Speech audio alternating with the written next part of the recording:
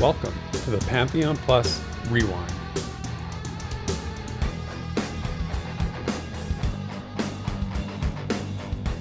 What's up, everyone? Welcome to episode 78 of The Rewind. If you're new to these parts, then howdy, and get ready for an hour of Pantheon Rise of the Fallen talk to help keep us all Pantheon patient. This week, we've got a recap of the October 29th VIP Developers Roundtable, a discussion about guilds, and a mailbox question that's kind of on everyone's mind right now in the MMO genre. So there's a chill in the air as fall is quickly fading away and winter is coming, but we're keeping the hearth warm with community spirit. So join me, Theric, and my Firekeeper co-host, Desrin, for this week's Rewind. So, Desrin, I have a funny story. Oh, yeah. So I went to the dentist today. I texted you a little earlier and I was like, I don't know, man. I'm going to be frozen from the dentist. I don't know if I can do the show, but it was long enough ago. It was fine. I'm okay now. But kind of a funny little interaction when I was at the dentist. I don't know if you've probably experienced this, but like when you're out in the real world and you're like just doing your thing and you know, your sort of your gaming life collides with real life in some way. So I'm sitting in the dentist chair and I kind of joked with him. I said, don't put too much freezing in. I got to do a podcast tonight. And the dentist was like, oh, cool. What's your podcast about, right? And you're like, baited. It's time. Yeah. Well, that awkward moment is coming when you're going to explain something that they're not going to have any idea what you're talking about, right? Oh, yeah. So I said, well, it's about video games. I said we talk about a type of video game, that massively multiplayer online games. And he's like, oh, okay. And I'm like, oh, maybe he knows about massively about MMOs. And he says, is that like that World of Warcraft game? Oh, I'm like, okay. So there was that sort of like base level knowledge there. So I was like, oh, okay, he knows an MMO. And I said, yeah, it's kind of like World of Warcraft. And he says, is that like the main game right now? And I said, well, not so much. I said, let me lay out the entirety of MMO history for you right now. Yeah, exactly. I was so tempted to go down the road. I'm like, don't start naming games. Don't start naming games because he's not going to know what you're talking about, right? So I'm like, it used to be, not so much anymore. They're kind of, falling off a little bit. Anyway, it was kind of funny because that was sort of where the conversation ended. But I was like, you always have to stop yourself from like bringing non-gamers into your gamer world, right? Well, so. I mean, on one side, that could get them like interested, but on the other side, it's like that's weird social behavior of like over-explaining when like Exactly. joining a group of new people and talking about like your entire life story, on accident. So I think it's like the same vibe, and you could feel it. Yeah, you could feel it. Yeah. But and I've definitely done that on occasion. You just stop yourself. You're like, well, just stop, stop talking. Nope. So I can't. Yeah. Well, that's funny. Anyway, yeah, no, I mean, what I should have done is I should have mentioned Pantheon. I'd be like, hey man, have you heard about Pantheon? Dude, if you just had Ben Dean's like full Pantheon like line just handy, just give him that, man. PantheonMMO.com. You can find it. I should have pulled up my phone, showed him like the pledge page, like, you're a dentist. I know you have some money, so why not shore up the pledge here? Maybe next time. No, maybe next time. Oh, you got to be a better Pantheon evangelist, my friend. Yes. I know. I need my little cardboard sign like Basgrim had back in the day. Yeah. Anyway, let's introduce the adventuring party. All people who are a part of the the known group of Pantheon fans this week. We have another solid group for our adventuring party. We have Shuriken on the Dwarf Cleric. We have Daimlos on the Darkmer Enchanter. Zergjerk is back on the Dwarf Rogue. Jason on the Scar Beard Lord. Joel Brown is on the Scar Shaman. Ziplock's on the Darkmer Rogue. Sparrow on the Elf Ranger. And Bounty Code on the Human Wizard, as always. So another good group, and we have a new graphic, which you're seeing right now, which again, thanks courtesy to Sparrow, our Elf Ranger. She keeps improving on those Photoshop skills, so thank you for that. And of course, if you want to join the adventuring party for next week, a couple ways to do it. You can, if you're here for the YouTube premiere, just drop a donation and drop your Pantheon class and race. We'll put it on the graphic, just like you're seeing now. Or if you're catching the show later, either here on YouTube or via our podcast platforms in audio format, you have the Patreon pages available with a couple tiers to choose from there. So check that out. We're looking for feedback always on that as well. So if you have a suggestion, don't hesitate to share any ideas you might have for what we can make the show better, make the Patreon thing better. Anything if you have an idea, we're always open. And of course, any support is greatly appreciated. It helps us not only evolve as a show, as content creators, but also give back to the community. And we are, of course, eternally grateful for all the support that you've given us already. So again, thank you to everyone. And with that, Desrin, you ready to roll? Rock and roll. This week in Visionary Realms News and Notes.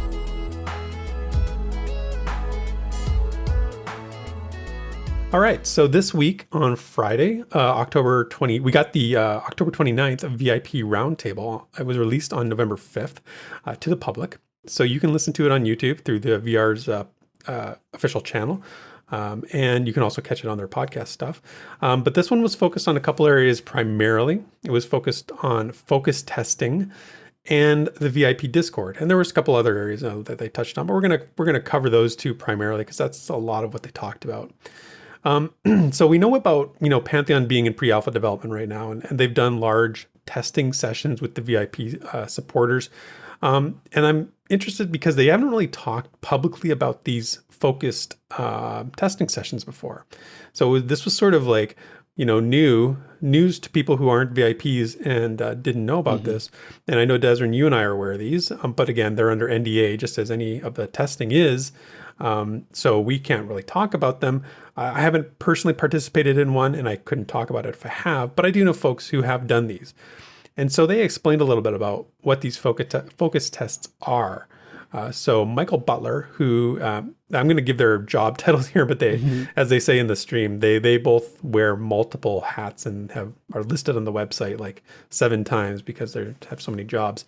But Michael Butler is their QA consultant and customer service manager. And then Jason Bolton is their quality assurance tester and also works in customer service. Also refers to himself as the emotional support ogre at times, which is a great name. And they both explained that what these focus test sessions are. They're usually like a couple sessions comprised of about 2 or 3 hours. And he noted that these tests usually focus on classes, encounters, very specific scenarios that they want information about. They gave a little bit of information about the last focus test being in Halner Cave. And they said they were trying to track down a really pesky bug. That's like a programming bug and not an insect, which you might find in Halner. Yeah, they lost a bug in Halner. They needed a group of testers to find it. Yeah, I think we're safe to say there are many pesky bugs in Halner, but not the kind that we as players, the kind that we as players deal with. Yes, I'm not breaking any NDA there. That's nothing. But Kilson also mentioned, so we got a little bit of information about Halner. Yeah, a little bean. A multi-phase boss fight deep in the cave was something that they really wanted to test. They talked about, their sort of role in the test. And it was kind of funny because they said their approach is usually just to observe and guide. But in this one last test, I guess they were short a person. And Jason had to step in and do a few reses along the way, which is kind of funny. Desrin, I don't know what you think about when you hear about these focus tests or what they talked about. They're interesting to me because while they're good testing material for them, they're also kind of mimic what I think a play session would be like for a regular player, like a 2 to 3 hour kind of, very focused. Okay, we're going to go in, we're going to do this. This is our goal, that kind of thing. Does that ring with you too? Does that mean anything? I don't really think of it in a comparison like that because a focus test is going to have different goals than a regular play session, right. Like obviously your regular play session is I'm, going to, try to do this dungeon or whatever. And some of the focus tests might be just that general, right? But I'm a big advocate of focus testing in general. I think it's a little more efficient than generalized testing, unless you just need really big picture things, right? And so I'm glad this is like public knowledge that they are doing these tests because I think it's a great idea. But yeah, I compare it more to just like they're temporarily expanding their QA team. That's how I think of it. Yeah. Yeah, that's a good way of thinking about it too. They talked about, the value of QA team, the one that they have, and, some of the things that they talk about as what they need to do and doing the same task, over and over 100 times. We talked about grinding last week in MMO as well. Talk about a grind. It sounds like being a QA tester is the ultimate grind, kill this snake 100 times with a club, and then, change one little factor and do it 100 times more, right? Yeah. So it doesn't sound like a lot of fun, but it does sound like it's very valuable to them. The way that they described it, the value they got out of it was really interesting to hear, because when you mentioned the big test sessions, they get so much data from that, but these focus tests, they're able to really pinpoint and gather specific data that they're looking for. And one of the things that made me remember is that, how important it is when the VIP testers are asked for feedback as part of these big play test sessions, right? And, this is so valuable to them as a team. So, if you are a VIP, if you are involved in testing, always giving that feedback is such an important thing. One of the questions that was asked from the VIPs, of course, is when the next focus testing session might be. Because we want to know, we want to get in there as quickly as we can.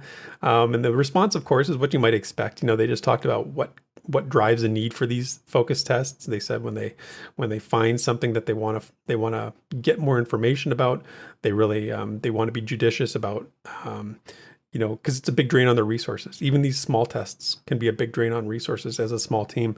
But there was a little bean in there that Jason said, and I think kind of got lost in the thing. And he he did say they have some new people coming on. Now, I don't know if that was meaning like VR's hiring new people, or if they mean they're bringing new people into the QA, QA sort of area of their people that work there. I don't know, but we may have gotten a little bit of a bean there, but we'll have to wait and see. Yeah, as with like any indications of hiring that they've loosely thrown out there, is we really got to just take it for a grain of salt until we see them on the website, or see the official announcement, and then we can get like really excited, because to me until it's official, you don't want to read too much into exactly because we could hear assume that means more QA, and then people are going to assume that means they're testing whatever is next, and that the project is in this particular state, all because like we think they're hiring QA people. And so it's like it's just not worth it. Yeah, I know. It's sort of like I have to stop myself, because that's when I do the lore videos, like there's so much speculation. Like my whole mindset is to try and make connections, right, between obscure pieces of information to try and draw these conclusions, and that's the fun of doing the lore stuff. But when it comes to like stuff like this, you have to really be, you don't want to read too much. Yeah, when it comes to game coverage, it's a little different, because you could get into some really like murky water, and you start really over extrapolating. Yeah, absolutely. But we don't need to extrapolate what the next focus test might be about, because they actually specifically said they want to get some focus tests centered on harvesting and crafting. So those were that was something that they confirmed, which is pretty cool. I'm sure Nefel is involved in that in some capacity as their crafting guru. But it's exciting. I mean, maybe we should be polishing our pickaxes for the next. I mean, I would love to see the first implementation of harvesting and crafting with my own eyes. Like, even though I'm sure it will change so much, but there is a bit of giddiness that I get when I think about like just getting to see what the first thing that they throw at the whiteboard, like what is this going to be? Because I mean, I think Nefel's got a great mind behind it, so. I'm just absolutely excited. I hope I get into that one. I hope I get into everyone, obviously, but like that's going to be really, really fun. Yeah, I'm ready to get out there, mine that rock for an hour if you need me to. I will pick leaves on a tree. It would be so chop fun down those trees. if the test is just like, hey, we need you all to harvest these nodes in this area, or see how our distribution is, or whatever, and the test starts and you just see a flock of people just spread out and just start going after all the nodes. Oh my gosh, the picture in my head is really fun. But and the first one to like mine the rare ore is some sort of like little contest like that. I think that'd be personal legend right there. Personal legend, yeah. So it was good. And then the other area of this roundtable really focused on the VIP Discord. Kilson clarified, said there's 443 champions in the VIP Discord right now, and it's gone really well bringing them in. But as someone who knows the total number of champions, Michael did note that that's barely scratching the surface and when it comes to the total numbers. So this is we need to get more champions in there. And they actually started ramping up. Kilson said they were going to start ramping up promotion, and then true to his word, on Thursday this week on the official VR Twitter account, they put out the call for VIPs and champions to join the Discord. Yeah. So there's links in the description of the show notes here. If you want to do that, you can also just check out their Twitter feed and you'll find it. Honestly, like Desmond, this is one of the perks I think is really the most value of that level of pledge if you decide to go champion or VIP. Oh yeah. The discussions that go on in that Discord are pretty intense sometimes. As you would expect.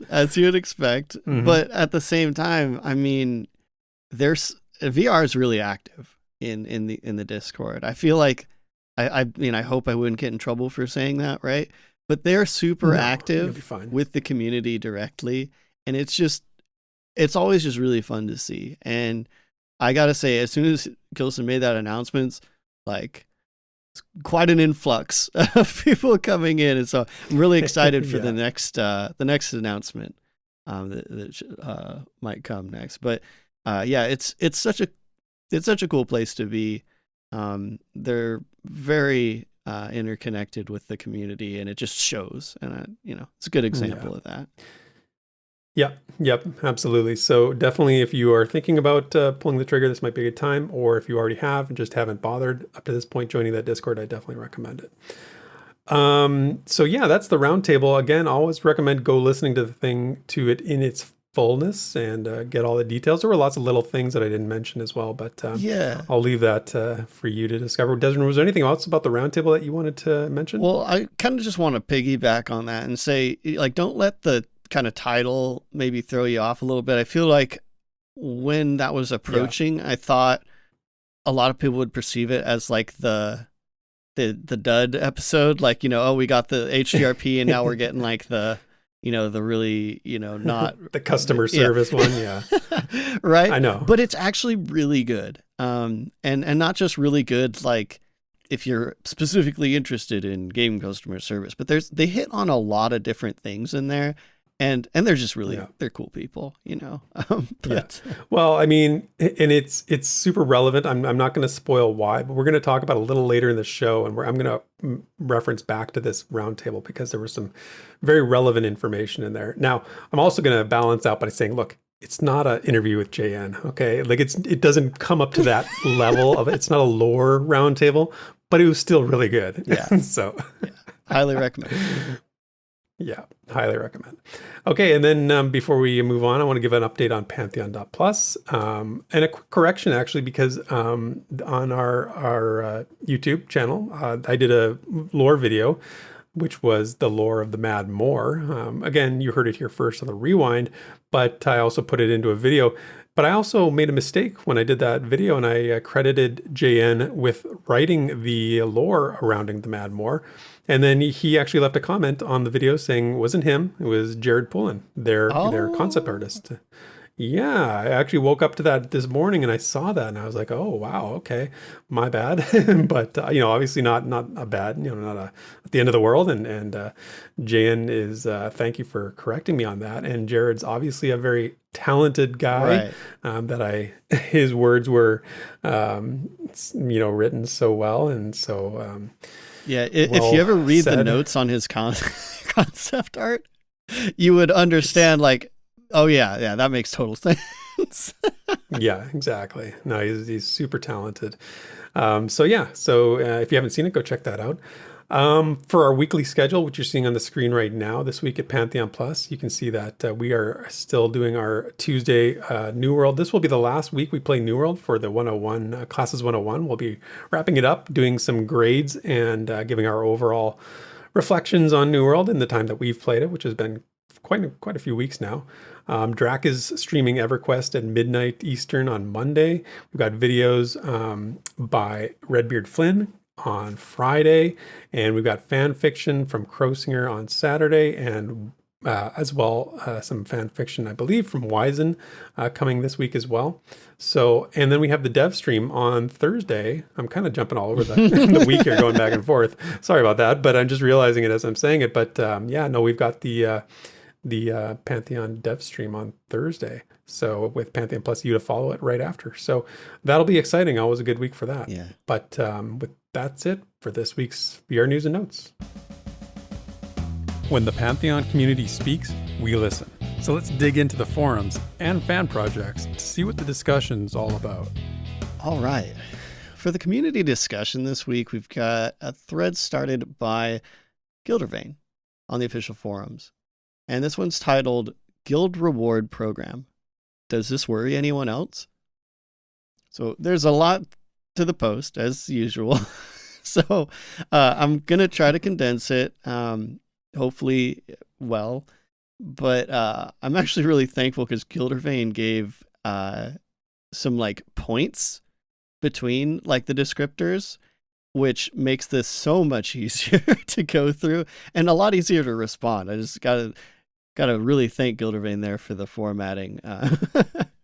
But so the content though, Gyldervane points out that in the October newsletter, it was mentioned that VR is considering a guild reward system where guilds can actively earn rewards for growing their community. That's a quote from the newsletter. So as you'd imagine, as we kind of mentioned before, it's causing a little bit of extrapolation, and the imaginations are starting to kind of go wild with just that sentence, right? Right. So while VR hasn't given any specifics really, Gyldervane kind of wanted to bring it up, and he's got some points generally around potential incentives, guild size, all sorts of stuff. So I figure there's a lot of activity on this thread, including, Gilson also responds a few times. So it's worth bringing up. I feel somewhat obligated if something's going on in the community, people are talking about it, we should talk about it. So yeah, absolutely. So yeah, let's get into it. So the first big point here, big guilds are more impersonal. So that's the from Gyldervane there. So they point out that for a game that's meant to push meaningful interactions, incentivizing guilds to be large could pose a problem. As you know, so if the incentive is to increase a guild size through this incentive program, it seems a little antithetical. Like, do you think that's against what they might be going for? I do actually. I do, because I have never felt comfortable or I've never felt great about being in a massive guild. It's not my preference. I prefer smaller guilds where I have, interactions with all the members, at least in some capacity. So when they're talking about rewarding guilds for, actively growing, I think that they need, I think that there would need to be like a cap on this. I think they need to identify the target that they want, because you talk about massive guilds, it makes me think of things like, very objective based games where, it makes me think of PvP games where you're just trying to wield the biggest army. You know what I mean? Yeah. So I don't think that's not Pantheon to me. And then that's not what I think Pantheon's about. I do think it's antithetical. I like that you used that word because I think it does take it down that direction a little bit. And we are, basing this all off this one quote. So entertain us a little bit for the sake of discussion. But I think I'm with you, actually. I think the Vela Guild in New World is probably the biggest guild that I've been in that, like, I still, like, talk to everyone as much as possible. Yeah, that's a good example. I'm glad you brought that up because my mind went there too. And I've had the same experience, but I haven't talked to everyone. And I've felt that sort of depersonalized nature of a guild with that guild. Not that it's not a good guild. I'm glad to be a part of it. And I'm glad I like some of the people I know really well and some of the people I talk to, but there's quite a few that I have no idea who they are. Right. I mean, there's almost 100 people in the guild, right? So how do you form relationships with 100 people? Yeah. And that's kind of something that was ran into a lot, like forming that community. Because I'm in that same kind of thing where 100 people is really hard. And I've had to really push myself to get out there and initiate when even it's not really like my comfort zone. Right. But I gotta say, like, I've met a lot of people and a lot of cool people. I've had really good times. That's true. But my general is the small guild. My first guild in EQ2 was maybe 20 people. But like, we're talking, several of us became real life friends.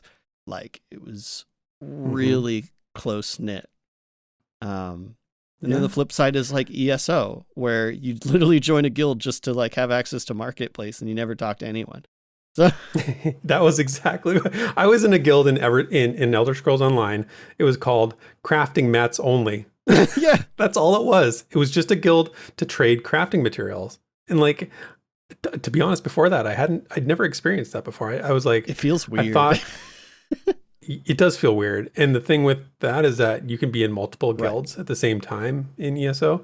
So I was kind of like, oh, okay. So we're not really friends. We're like work associates barely. Like, is that our relationship here with these people? Right. And I get it. I get the purpose of it. But again, you have to decide, do you want your game to have guilds that are are guilds a means to an end, or are they communities? And I think there's definitely a difference there. Oh man, and maybe both. I was about to say maybe both, and I wasn't even thinking about this and putting this together, but like maybe I don't want to get into the whole like is multiple like being in multiple guilds at the same time a good design. Yeah, that's a discussion, right? I mean, I would love to hear what people think about that. Like, can you do that right? Like, because when I was in ESO, I was part of, same thing, crafting or market guild. But then I had my own like guild with my real life friends and some other people that we had played some games with. It was about 20 people.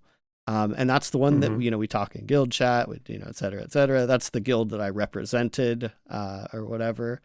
And if you kind of think about it, guilds in like lore or like stories are usually like large organizations, right?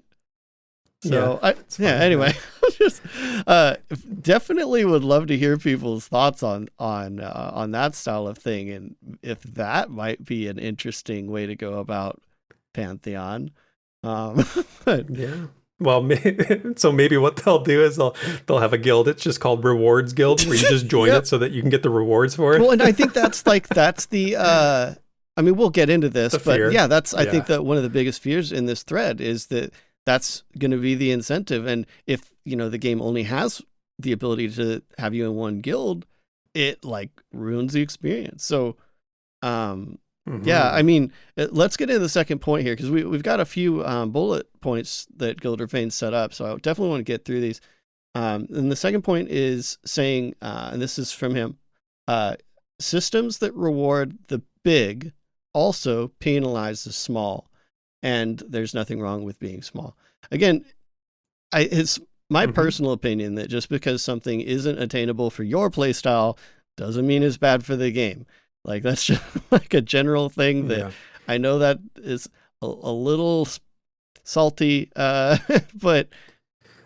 Well, I mean, that's the thing is that the game, there's a reason that they want people to, there's a reason they want people to join guilds. This is one of those efforts. We talk about creating a social game, and what does that mean now? Like, how do you create a social game? Well, maybe you incentivize people to join guilds. Like, maybe we're just thinking about it from a big, too large of a scale. What if if they offer this program and it means like it gets a guild to go from 3 people to 15 people, right? That's a big difference in terms of what you can do as a guild. Maybe it creates that 15 group of people that then become, have relationships, know each other, each one personally. And maybe we're just looking at this as like from too far out. Yeah. You know what I mean? From a top down view. And so it kind of sounds like whatever system that VR puts into place has to,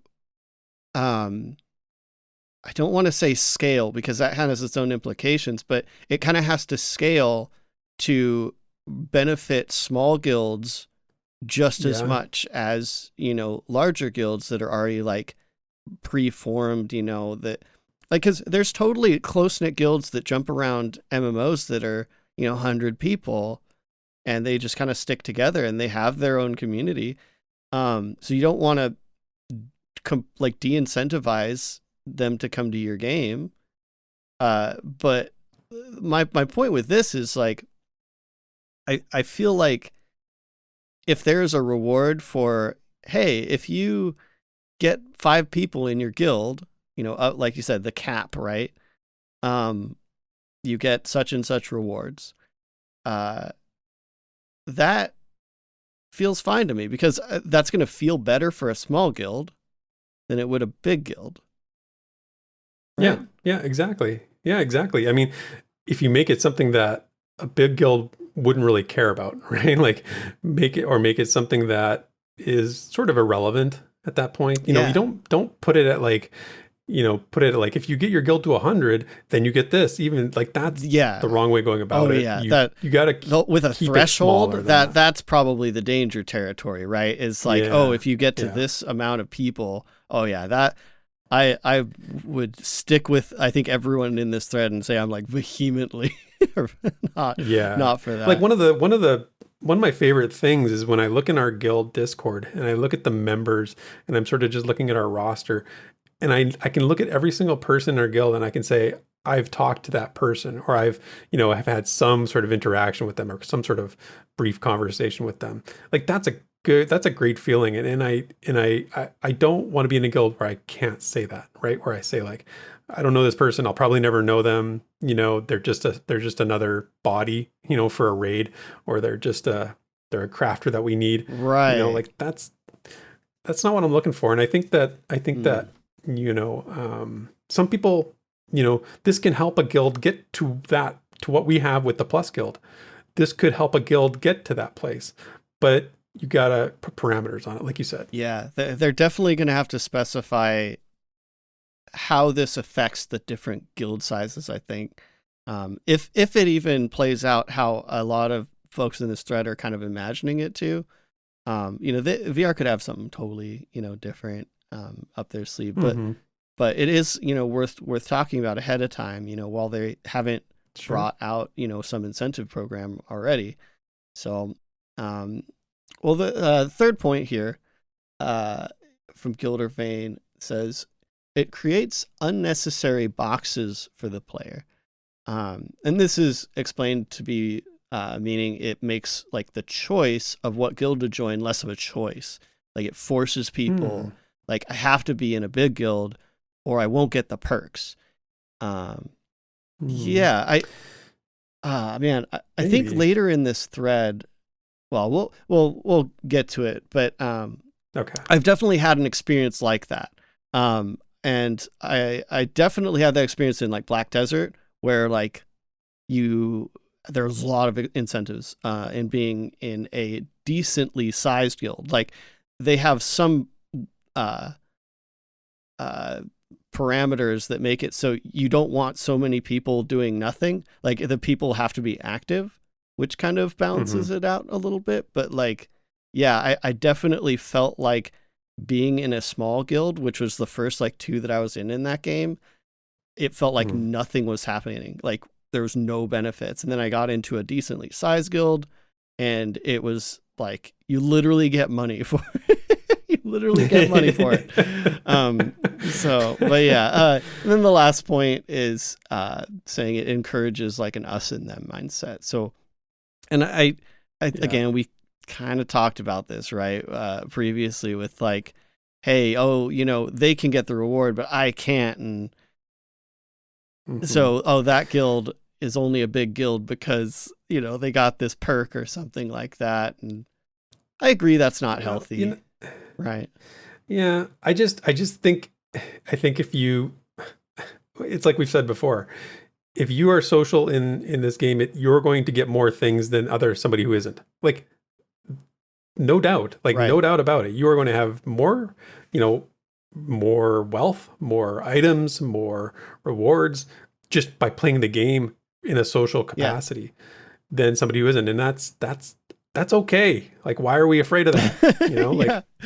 Geez Louise. And I don't want to, like I said, I don't want to grind this into the ground, but I've been in the best situations in my MMO time when I was just playing the game for playing the game. And up until reading through this thread, I really had to think about it, like put myself in my old shoes back in like EQ2 when I was in that really small guild. Like, did I ever feel like I saw like the large guilds and I, knew what they could do because they had like high guild level, because they had a ton of people contributing or whatever. Did I ever like feel bad about that? And I didn't. Neither did I. I'm so glad you said that, because neither did I. In EverQuest, I remember seeing the big guilds doing fear every week, doing hate every other week. And I never felt jealous because I was making a choice not to be a part of a guild that was big enough to be able to do stuff like that. It wasn't something that I aspired. Like, I wanted to do it, but I didn't feel bad. I didn't feel like I was being cheated. Yeah. I thought if I want to attain that level of gameplay, or I want to see that content, this is the game is me being part of something like that, or finding another way. Although right. I don't think there is, but and if you like small guilds, I feel like you're probably the kind of person that's more about like the group accomplishment, like the first thing I thought of was like, my tiny guild, we were gearing up, and anyone that play EQ2, you're going to laugh at this, but we were gearing up because we were like, we're going to do Cauldron Hollow, which is like, it's a 2-group raid that's like low level. And we were like excited to try this, because this was like hard content for us, and I'm gonna get all nostalgic here and say like that whole idea of this is our goal, and not mingling that with like what other people are doing, I think just made the game so much more enjoyable. It's hard for me to replicate that now, though. Well, I don't think anybody would trade a good small guild experience for a mediocre to subpar large guild where you got to do some sort of crazy high level content. I don't think anybody would trade that. And I think at the end of the day, the experience is subjective, and the context is important.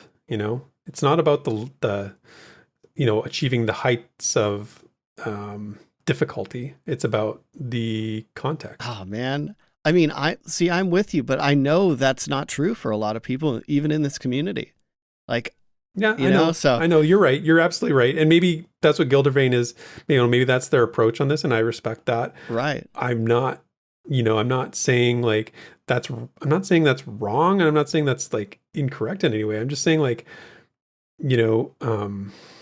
keep that in mind, keep in mind the different, there are people like that approaches that like are super invested and interested in Pantheon, that are going to love Pantheon. And I'm kind of developing the opinion of just let them, like that's their thing. If that's their thing, like let them. Anyway, like let's get into some more responses here. See, kind of where this goes. And we've got first up General Reb. And I think they bring it home pretty quick because we've gone a bit off, not off the rails, but a little. We've taken the initial like one-liner from VR and like we've turned this into but they noted they agree with points about the big guilds, but they make sure to point out that the rewards don't necessarily have to be in-game bonuses in the first place. Like it's a pledge drive, right? Fundamentally, which is what it seems like. That is the context of it, right? I think it's more in the context of the refer a friend kind of a thing, where it's more just, I don't know. It could be just an extra bit onto that system rather than, something to actually encourage like guilds to get large in game, like for all we know. Exactly. I think you're right about that. I think that you're going to mention it in a bit here too. some context to that. I think Kelson chimed in a little bit. And I wanted to bundle all of his responses kind of together. But we'll check on Zonth here. Zonth definitely notes something I relate to, and that is the annoyance of joining a new MMO and just getting spammed with random guild invites, man. Like, oh my God, I hadn't even thought of that. What a good point. Oh my gosh. Like if there are perks for just having people in the guild, that will be rampant. And I will there must be an option to turn off guild invites because holy moly. I ran into this in, every single modern MMO that I've played. Black Desert, now New World. It just, I don't know why it bothers me so much. I think it's because I'm so passionate about having guilds that are communities, right? That just to get some rando just tossing you a guild invite, right? I'm like, this is so impersonal. I hate it. Oh. Well, I'll tell you a quick little funny thing. But when we were playing Dungeons and Dragons online for Classes 101. We were running around and I think it was our first night playing it, and Nathan Napalm was with us, and he shows up and he's got a guild tag under his name, and I'm like, oh, you've played this game before? You're He's like, no. I'm like, oh, why do you have a guild tag? He's like, well, I thought this was your guild. Somebody invited me. I'm like, no, that's not us, man. Like, he's like, well, I got an invite. I'm like, well, that was a random invite somebody threw at you, and you just clicked yes. That's so cute, we had a good, man. We had a good laugh about him randomly clicking buttons and saying yes to things without thinking, without looking at what it is. Oh my gosh! But that's what happens, man. That's a great point, man. We're definitely going to see that. Oh yeah. And I mean, even if there aren't, I'm sure we'll see that. But that's kind of just a kind of off the side of the road here. But VR, please. For the love of all things, make a checkbox in the options to auto decline guild invites, man. Yeah, absolutely. So Vix here brings up a few examples of games that actually do reward high member count. They noted ESO, like we talked about, WoW, which I don't know exactly how WoW rewards large member counts. So if someone feel free to let me know. But then one I'm very familiar with, which is EQ2. Which is, that is tied to guild halls. Like there's a whole like merchant of things you can buy based on like what level your guild is. Like there's a lot because EQ2 guilds, they have their own like levels, and you have to do these things to contribute what's called status to increase the levels.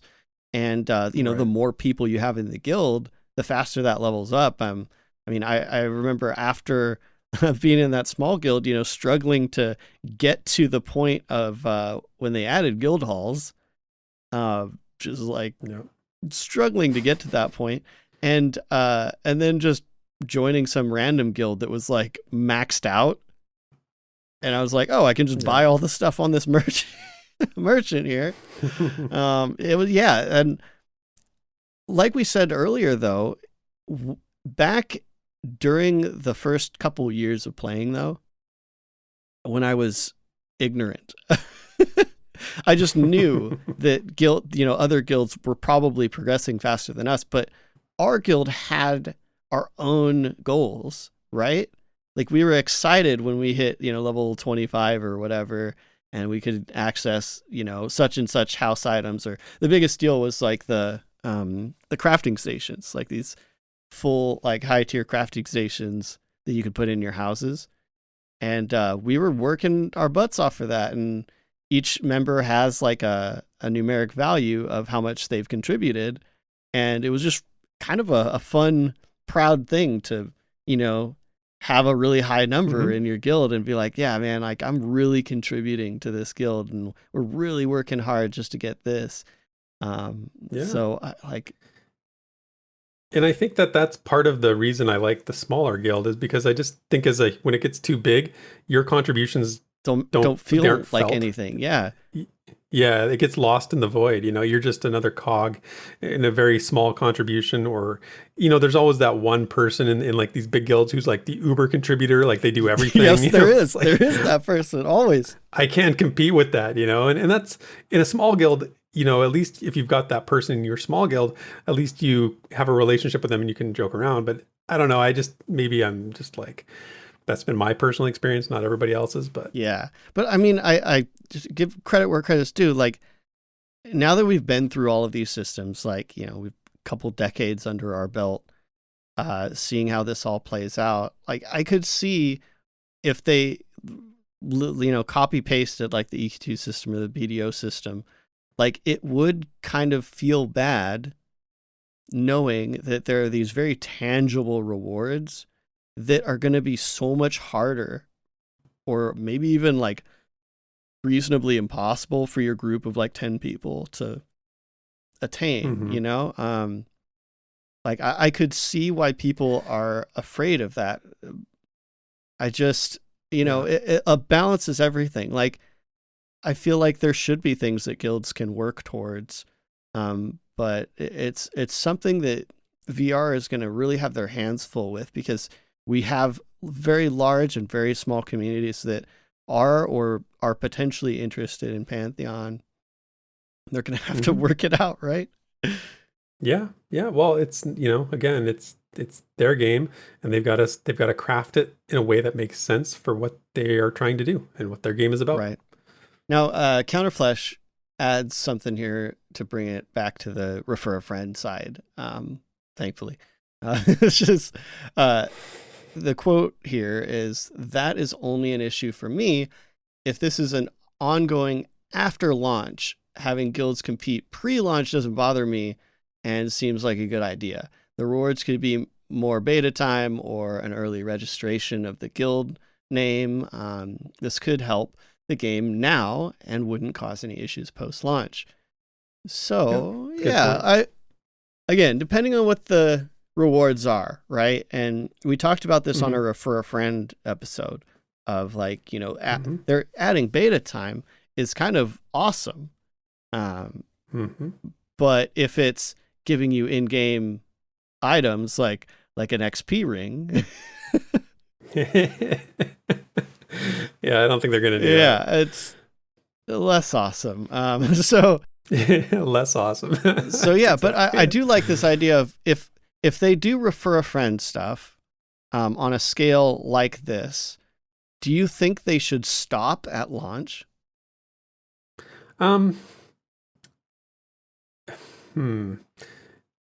If the rewards are similar to what they are for the refer a friend program, well, of course they won't have beta access, right? They won't have alpha, beta access. That's right. I mean, you can only offer in development access while the game's in development. So I think no, I don't think you need to stop it, but I think you need to either adjust or change it to the situation that you're trying to, like, what are the goals then? Like, what are the goals of this program? Like right now, the goal is to get people to, it's like the refer a friend, get people to pledge, bring crowdfunding, get the game to launch. And then after that, what's your goal, right? Is it to continue development, or are we talking then about growing the social bonds of your player base?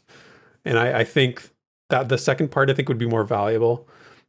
in my mind. Yeah. So I don't know. Yeah, the rewards would definitely have to change. That's for sure. But I think I would go out on a limb and say if the rewards are reasonable and, you know, obviously don't impact the game in a negative way, like, you know, gameplay wise, like, I think they should always have a refer a friend program just because it's smart to keep the community growing. Yeah. I mean, I just loaded up Final Fantasy 14 again, and, you know, they've got a good refer a friend program. Right. They've got a referral system, right? So, and that game's been going for a long time. So it just seems like you know, like it does make sense. Right. So, okay, well, we'll get into the Kilson, some of his responses. He's pretty active in this thread. And if you don't check out the forums very much, and you're maybe new to the project or just didn't know, the devs are all over that, man. like we've got some of the most responsive developers in MMO like development, it feels like. So, especially when it comes to a subject like right, this. and they're not afraid to respond to like touchy things. Yeah. Again, you know, I'll be a super fanboy here and say like, hey, thanks, Gilson, you're doing a great job, man. But you're in a safe place. Gilson reaffirms that first post we were reading, General Reb, that this is indeed a pledge drive. And he even notes here, because he just knows this is coming, but he says, not because they're desperate, but simply because they're being smart about funding and managing development. And he also notes, because he's a fellow Vanguard guy, that one of the biggest guilds he remembers was a family-friendly adventure and crafting guild that actually like pushed and ran server events every week. So big guilds aren't necessarily always bad. Absolutely. Especially like noting the player-driven events and stuff, because that is a really cool thing that big guilds can go crazy on. Yeah, that's a great point. 100%. And just to add, because again, this comes up in the thread, of course, and this is what everyone's afraid of, right? He adds, we're vehemently against pay to win in Pantheon, as we have always maintained. So when we talk about rewards like this, they will most likely be cosmetic or have little to no impact on gameplay. Feel like that's something that everyone should just know, but, you know, understandable that people get afraid, because there's plenty of bad examples out there, right?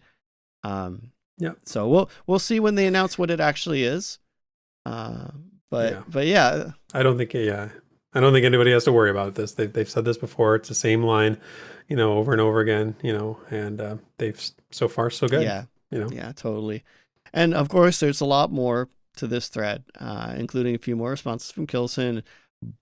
But I wanted to at least kind of get the conversation started, because honestly, it's a good discussion, regardless of if we're really over extrapolating, you know, a one-liner or not. It's a problem that I think needs to be discussed, and the community needs to come to terms with VR's position on, you know, how they want to support big guilds, how they want to support small guilds. So definitely worth jumping into that thread. So make sure if you want a quick, easy link, I put it in the description on YouTube, or our show notes, basically. So feel free to contribute. It's definitely a hot thread right now. A lot of stuff going on. So yeah, definitely. So lastly, I want to note that we have no content in this particular section for introductions. Like I really like to do these introductions every week, and there weren't any new introductions on the forums that I saw. So. Wah, wah, wah. But if you're new, if you're listening to the podcast, or if you haven't introduced yourself on the forums, go ahead, just throw a little paragraph in there. People love responding, end up sharing their, you know, familiar MMO experiences or connecting right in that introductory thread. I see it all the time. Super fun. And we get to shout you out on the show sometimes. So definitely jump in on that. But absolutely. Yeah, that's it for this week's community discussions. Mail on a Sunday? That's right. Let's check the mailbox. All right, we had a very important question in the mailbox this week. So just the one, but we're going to spend a little bit of extra time on this because I know Desiree and you and I both have a strong positions, strong opinions about this. But we need a little talk therapy because this is kind of a big discussion in the MMO space right now. External processing, or debriefing, as they call it at my workplace. So this comes from Varick, and their question was, I'm curious how they plan to prevent the issues that are plaguing New World right now, such as gold dupes, item dupes, bots, that kind of stuff. They said the economy on several servers is crashing due to the flooding of materials. So if you've been paying attention, to just what's going on in the news in MMO stuff right now, New World has been, sort of all over the place with all kinds of stuff, and a couple, prominent YouTube channels featuring some of the issues with the game in terms of, exploits and coding and just problems, just issues with the game. And that's reinforced or exacerbated, fears for some people in the MMO space and people following Pantheon, that it's inescapable, for any new MMO, that these are the kind of things that are going to happen. And we're all, we all get a little worried because nobody wants the game that they're interested in to fail or to show, to have any lack of success. Yeah. So what I wanted to do is, break down this question from Varick a little more and talk about it, because a few of the main issues that New World's dealing with, we can sort of highlight those. We can sort of specify what those are and tell, what we know about how Pantheon might deal with these issues and what they've talked about, what they've said. And the first one I want to talk about is the whole client side, server side authorization thing, which was brought up in the context of New World in terms of the, some bugs with regard to invulnerability. Again, there's been back and forth, but I'm going to play a clip right now. So listen to what Kyle Olson, this is VR's lead programmer. He talked about this in a developer roundtable last year about what client-side and server-side authorization means when developing an MMO. So this will help everybody understand a little bit more about the issue. So here's the clip. So is there any unique challenges that present themselves when looking at an MMORPG in particular, other than the size? Well, the netcode is a challenge. I think one of the other things is cheating. So like I was saying, for server-side authoritative, you can do a networked game that's more like co-op, where you don't care quite as much. So you could do a networked game where you allow the client to have some authority and things become magically very easy. You remove that barrier of having the server be in control of everything. You allow the client to control his own position and click the buttons and save his own state. All that stuff is all good. MMOs are majorly different beasts in that regard. You can't let the client do anything, or they will exploit it. That's exactly right, man. With hacking, gold farming, and bots, and you name it. Yeah. Imagine if the client had control over their stats. You go in there and you type in 4,000 stamina. That's it.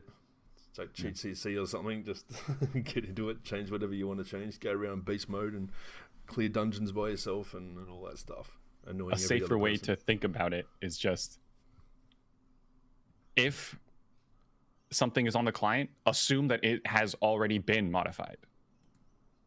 That's how you have to assume the game is. Like, if this thing can be modified, imagine that it already is.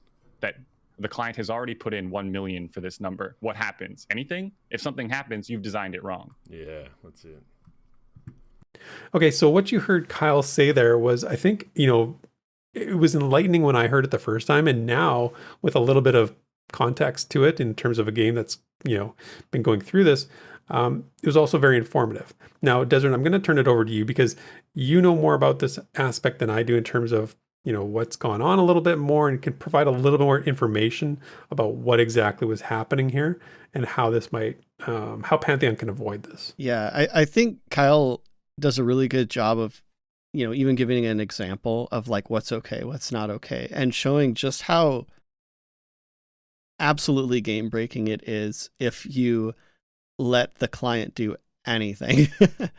Right. And that's a real problem, right? in the context of New World, they've made an official statement and all this, and I don't need to get into that, but I think what Kyle points out here is that it's a very obvious problem they are already tackling. And I joke about this a lot, but Kyle, his hobby is networking stuff. Yeah. And with all of this in mind, and with examples of, what could happen, like bad examples, I did want to bring another example that might actually be really familiar to our audience of what client authoritative networked stuff actually looks like. And I'm kind of pulling this as a surprise on you too. So I don't know if you actually know this. Yeah, I'm curious. But Valheim is multiplayer. Yep. It is client authoritative. Basically, the world is simulated and by the host, and that's a person that is running around the world. You run to that person, and what's around them is simulated. They've talked about how they manage this, but this is one reason why it's very easy to mess that game up. Yeah. And they actually kind of embrace it. They treat it more as a co-op experience. So if you want to ruin your co-op experience, go for it. If you don't, but they had a lot of issues with having a networked game be client authoritative as well. Like, it has its own issues, but there is a place for it in some games. It's just definitely not a place for an MMO where each user is always affected by other users, right? Right. It's not a shared world that everybody's gameplay experience is dependent on that shared world and shared, shared rules and shared limitations across that world. Right. So, and with MMOs, everyone has to have that baseline fairness. People will absolutely stop playing as soon as stuff gets truly unfair. There's plenty of games that are like server hosted, like Rust and tons of games like that where they have really big problems with cheating. Call of Duty, Modern Warfare, they've had so many issues with cheating up until recently. Mm-hmm. And so you're seeing this actually in the news as being a really big thing. Like, anti-cheat is a huge thing. And this is even in games that aren't technically MMOs. So I can't stress enough how kind of difficult this is to do in a lot of networked games to really make it uncheatable. But one of the ways to kind of take care of that is literally to have the server make all of the calls. And so Kyle just kind of lays that out, honestly, in a pretty simple way, in my opinion. I think it's very digestible. Very clear, yeah. Saying, hey, we're building Pantheon, to have what's called a dumb client. You can't really do anything but ask for permission. And so I think he's obviously got a really good handle on it. I mean, I don't really know much else to say on that. No. Yeah. The only thing I'll add is if look at the developers. Look at the people who make up Pantheon's dev team, right? And look at their MMO experience. You heard Jason and Michael in the dev roundtable talking. They talked about their experiences going all the way back to EQ testing, right? EQ before it launched, right? These are not people who are new to the genre, are new to the problems that have cropped up in other MMOs. And I don't know what the experience levels are of Amazon Games, their development team. I really don't know, and I'm not saying they're inexperienced, but I'm saying I feel like these are problems that would people with 20 years of MMO experience, development experience, could anticipate, And they even said in the roundtable, the question was asked and they sort of answered it indirectly. Are you watching what's going on with other MMOs? And then they're not going to call out any one company in particular, but they acknowledged, yes, these are MMO gamers as well. And they follow the news. They know what's going on. They're very in touch with the new releases, with new games and what's going on. So, if that's reassuring in any way, I mean, that reassures me. And then on the technical side, hearing what Kyle says also reassures me. Yeah. So, it's all really there is to say is like, again, not to be a big VR staff fanboy, but from what we've seen of Kyle so far, I feel pretty confident, and I can't wait to get into testing in a more public way, because one thing that's going to come out is people trying to break the game. Like, I mean, one of my favorite things in like development circles is like hackathons, where like companies will straight up like make a competition about, hey, try to break our stuff, And so I've always loved the idea of that, and I think it's really like pertinent to MMOs for them to really keep a really good eye on their alphas and betas for any suspicious activity. And usually that happens in testing environments. There's a lot of logging and a lot of debugging that goes on in the background to make sure that you're keeping tabs on everything. So I'm hoping if they do see any suspicious activity, they probably are going to be able to address it before launch. But on the flip side of that, I would say not to be afraid for Pantheon, but at the same time to give a little bit of grace, because of course, if Amazon Game Studios, who does have, they do have people on staff from what I've heard that, have been in the MMO industry, they're not completely blind to this, right? They can make mistakes too. And it's the same, I shouldn't even single out Amazon, right? Like, there have been so many flop launches, and it goes just to say, like, launching a modern game is hard. Exactly. 100%. No game has ever shipped with no bugs, and MMOs in particular. Right. Like, I don't know where this expectation of perfection comes sometimes. And I know people will say, well, this is more than just a minor bug. These were major bugs. Yes, they were. But, this is how it goes. This is the process. And yes, you want to be aware of them, and you want to make, bring them to the light, definitely. But then there's also, the drama that goes along with it, and trying to, make it into this big evil scheme, drama that has nothing to do with anything. And what you're saying there, I think, was really important, going back for a second, because you were bringing it back around to the testing aspect.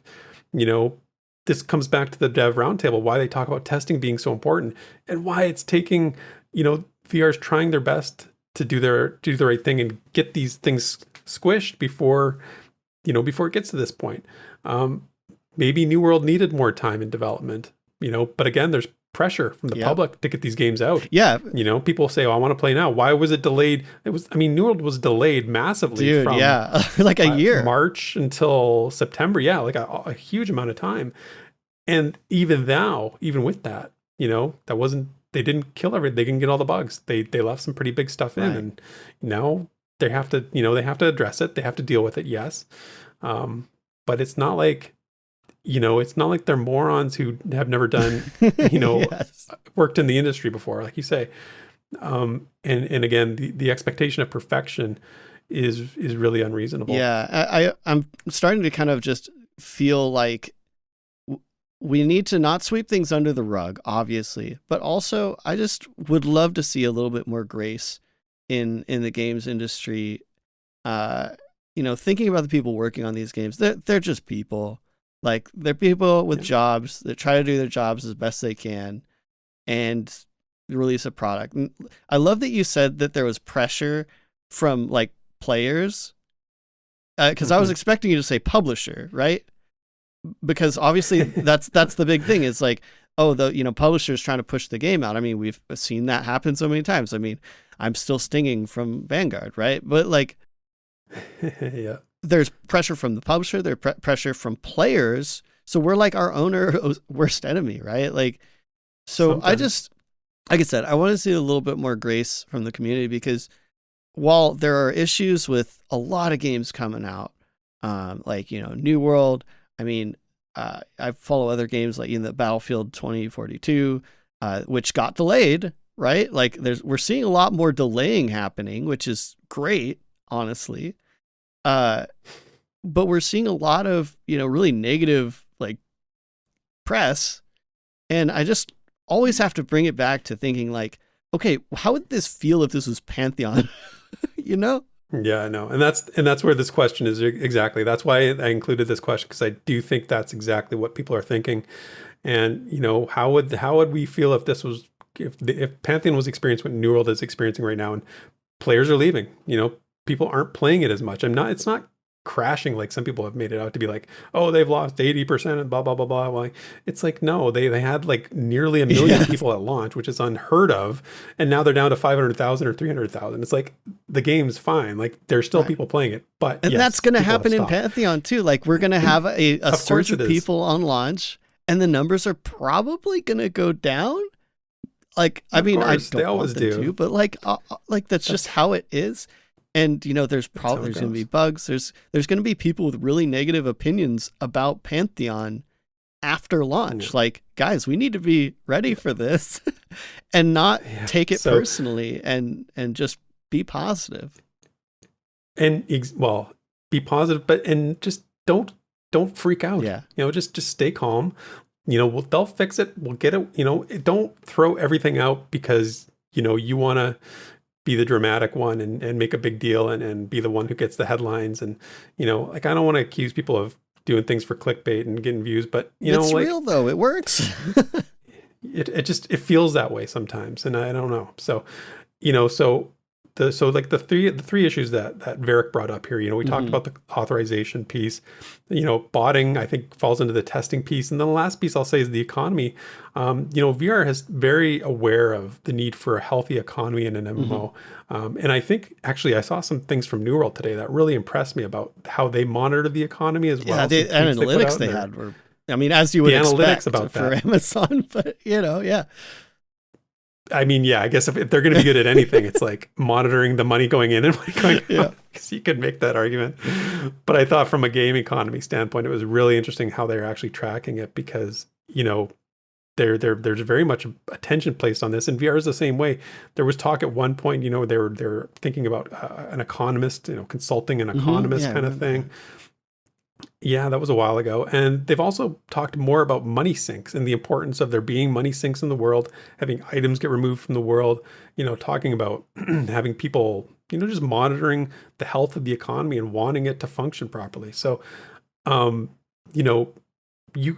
that's a very difficult thing to do too. And it takes time. It's going to fluctuate. It's going to be up and down. There's going to be times where people have tons of money and not enough to spend it on. And then there's going to be times when there's a scarcity, right? Just like in the real world, the economy is a living, breathing thing that you don't always have direct control over. You can manipulate it. You can do things to change it, influence it one way or another. But it's not as easy as saying, New World, like as an example, has no idea their economy is ruined. Nothing's worth anything, and blah blah blah blah. It's like it's so funny, because I think even with exploits or gold duping, which I gotta say, like, Amazon is extremely strict on that. Like they're just straight up banning like anyone that does that. Lifetime just bans. Boom, you're done. So which is what like a bunch of people would want, right? But no one's going to praise them for that, right? But exactly. You don't hear about that. But the funny thing is they're starting to see deflation, which, like, imagine like this is probably the first time I think I've ever seen an MMO economy deflate, and that's including potential gold being introduced because of exploits, and it just shows that like it's just really fragile. And making these things is so complex. And I'm actually really glad for the economical side to be brought up in New World, because I think I'd love to get Nefel's take on like how he expects the economy to fluctuate, like what degrees, because it is going to, obviously, but even in testing, it's not going to work the same way in the last phase of beta or whatever it's going to be called to live. Like people act differently. And so like you can't test it ahead of time to a certain degree, right? Yeah. It's definitely something that like a lot of these newsworthy things are great conversation starters and things to bring to the forefront. And, you know, I'm really glad that VR is keeping an eye out on current events, like obviously, right? And current technologies even as well.